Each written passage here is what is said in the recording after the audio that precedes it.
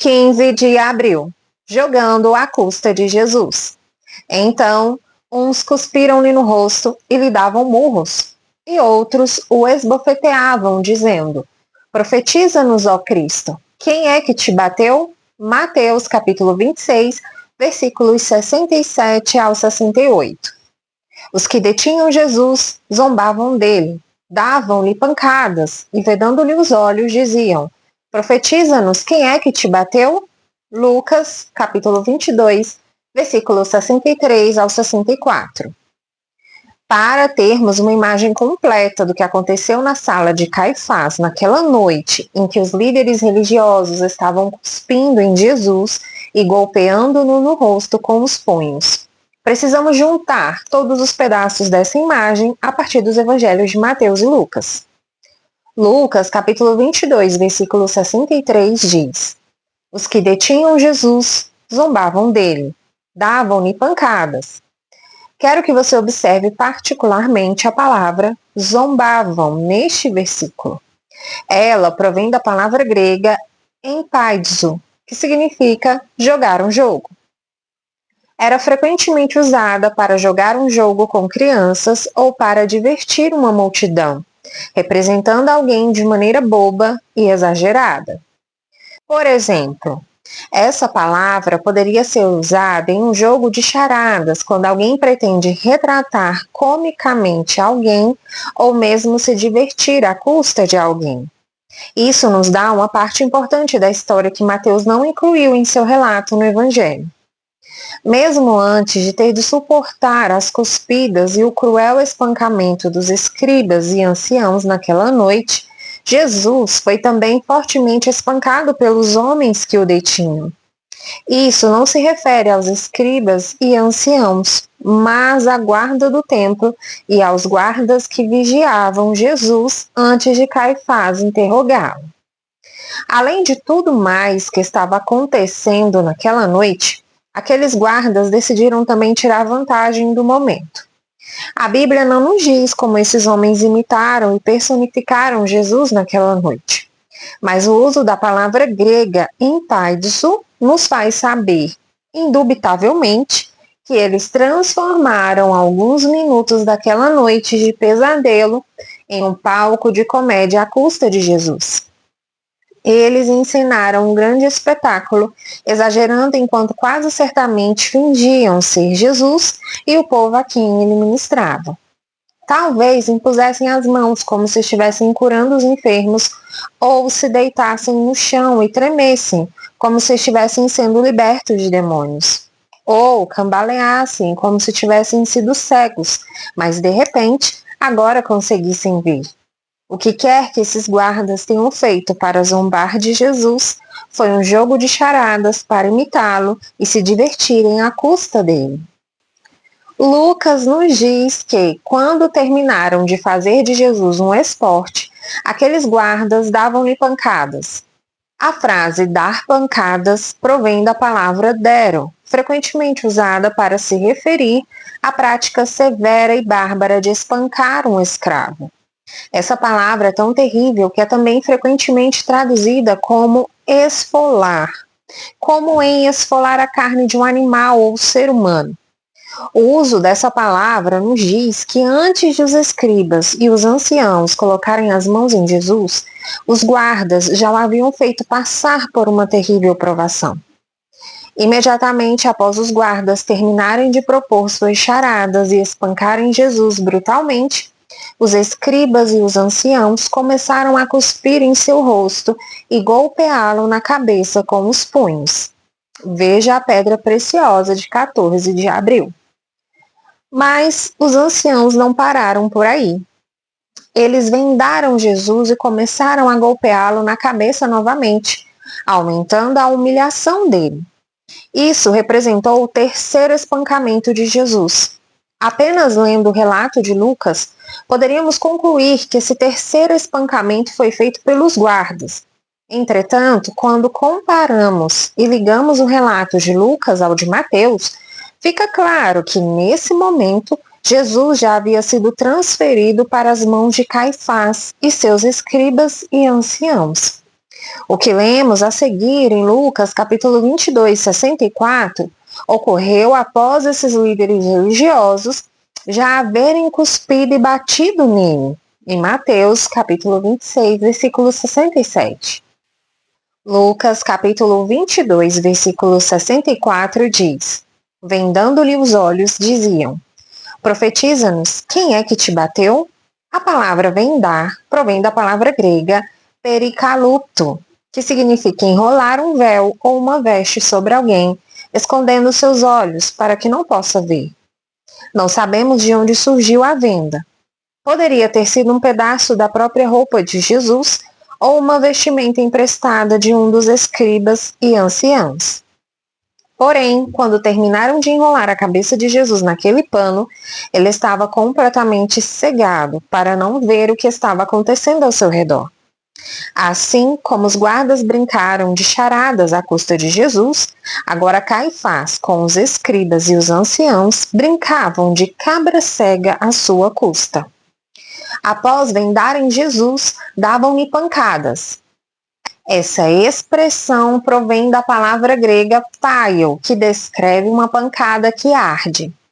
Uma tradução mais precisa poderia ser o esbofeteavam. Essa é a razão para a palavra grega paio ser usada, pois se referia a um tapa que causava uma ardência terrível. Após esbofetearem Jesus, os escribas e os anciãos o atormentaram, dizendo: profetiza-nos, quem é que te bateu? Assim, vemos que esses, assim chamados líderes religiosos, ficaram tão extasiados com o seu comportamento doentio que passaram a apreciar sadicamente a dor que estavam fazendo Jesus passar. Eles o esbofeteavam repetidamente, dizendo: vamos lá, profeta, se você é tão bom em profetizar e conhecer as coisas de maneira sobrenatural, conte-nos qual de nós acaba de lhe dar uma bofetada? Por fim, Lucas capítulo 22, versículo 65 nos diz: e muitas outras coisas diziam contra ele, blasfemando. A palavra blasfêmia provém da palavra grega blasfemo, que significa difamar, acusar, falar contra, falar palavras depreciativas com o objetivo de ferir ou prejudicar a reputação de alguém.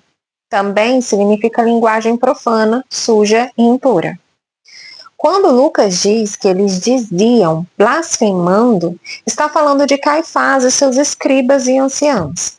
Quando aqueles líderes religiosos se rebelaram, toda a sujeira que estava escondida dentro deles veio à tona. Era como se um monstro tivesse sido libertado e eles não conseguiam fazê-lo voltar à sua jaula.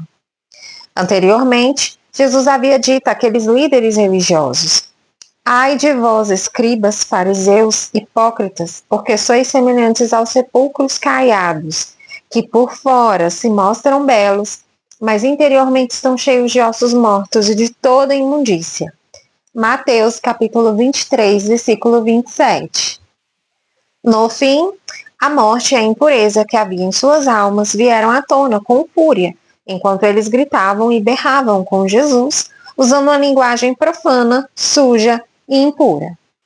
Estou certo de que se o povo de Israel tivesse autorização para espreitar aquela sala naquela noite, teria ficado horrorizado ao ver seus líderes supostamente piedosos esbofeteando Jesus, cuspindo nele, esbofeteando-o novamente e depois gritando-lhe maldições. Ali estavam aqueles líderes, todos vestidos com suas roupas religiosas, mas em seu interior tão podres que não conseguiam mais esconder sua verdadeira natureza. Então, permita-me fazer-lhe duas perguntas. Você está de fato comprometido com o seu relacionamento com Jesus Cristo ou está, como aqueles que o prenderam naquela noite, simplesmente jogando com ele? Quando as outras pessoas começam a brincar com a sua mente e as suas emoções, você consegue seguir o exemplo de Jesus mantendo sua paz e amando-as a despeito da tortura a que estão submetendo? Vamos nos comprometer, de hoje em diante, a nunca sermos como os líderes religiosos iníquos dessa história. Quão terrível é ter uma maravilhosa aparência exterior, mas ser tão feio interiormente? Para evitar esse cenário em nossa própria vida, precisamos assumir o compromisso de ser sérios em nossos relacionamentos com Jesus e nos recusarmos absolutamente a jogar com Deus. E se algum dia você se encontrar em uma situação semelhante à enfrentada por Jesus, em outras palavras, se as pessoas estiverem abusando emocionalmente de você ou se aproveitando de você, clame a Deus para fortalecê-lo e Ele lhe dará a sabedoria necessária para saber quando você deverá falar, quando deverá ficar calado e exatamente quais serão os passos que você deverá seguir. Quando você se encontrar nesse tipo de situação difícil, certifique-se de guardar a sua boca e de permitir que o Espírito Santo controle as suas emoções, para você poder demonstrar o amor de Deus àqueles que o diabo está tentando usar contra você. Jesus é o exemplo perfeito de como nós precisamos nos comportar em todas as situações. Embora tenha sido blasfemado, injuriado e amaldiçoado, ele nunca revidou ou se permitiu ser arrastado a uma guerra verbal.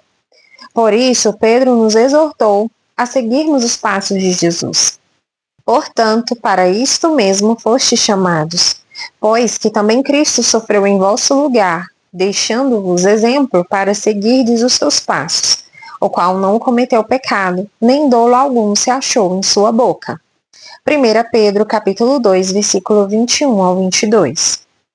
Hoje você pode tomar a decisão de atingir um nível mais elevado em seu compromisso com Jesus Cristo.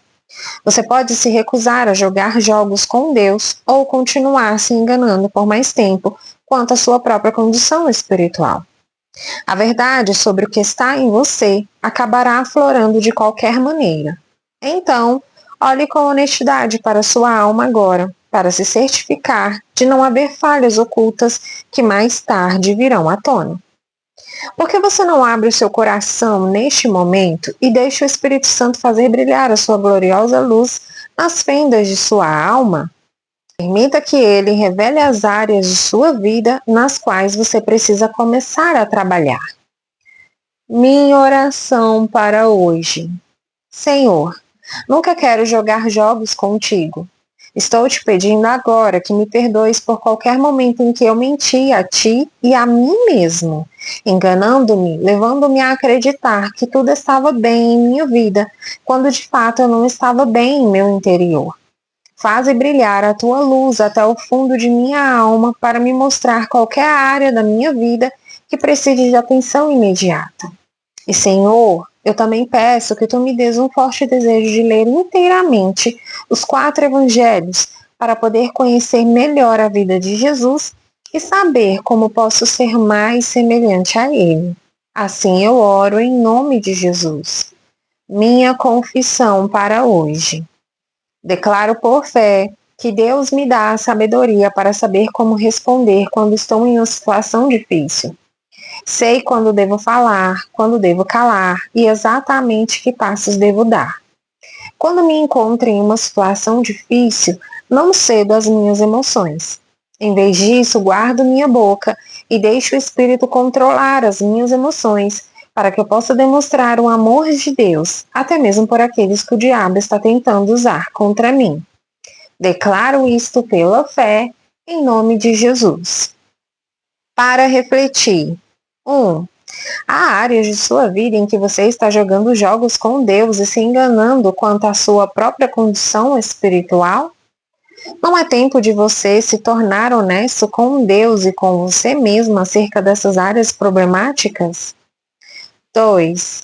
Você já vivenciou momentos em que o monstro que há em sua carne, com a qual você ainda não lidou, arrastou-se até chegar à tona, fazendo você se comportar de uma maneira chocante, até mesmo para você?